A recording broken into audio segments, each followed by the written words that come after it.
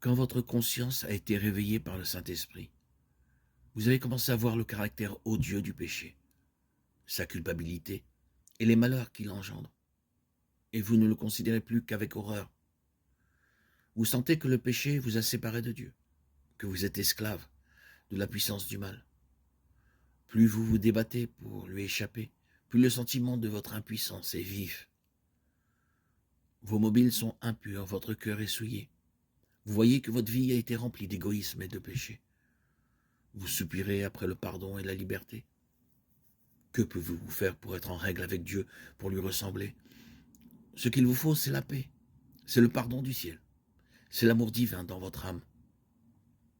Cette paix, l'argent ne saurait la procurer. L'intelligence ne saurait y conduire. La sagesse ne peut y atteindre. Jamais.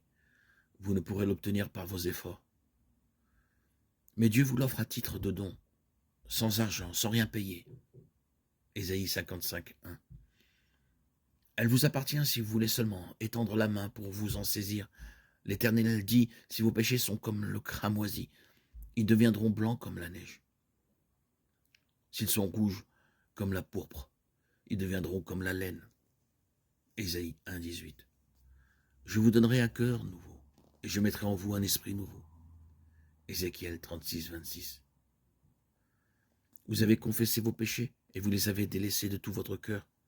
Vous avez pris la détermination de vous abandonner à Dieu. Maintenant, allez à lui, et demandez-lui de laver vos péchés, et de vous donner un cœur nouveau.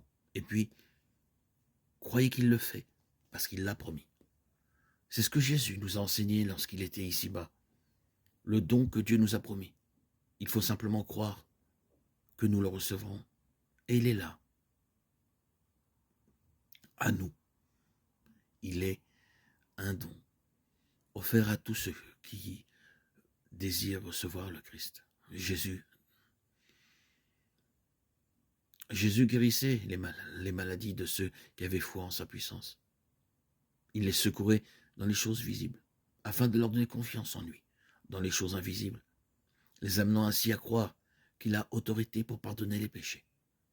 C'est là ce qu'il a déclaré en guérissant le paralytique, afin que vous sachiez que le Fils de l'homme a sur la terre le pouvoir de pardonner les péchés.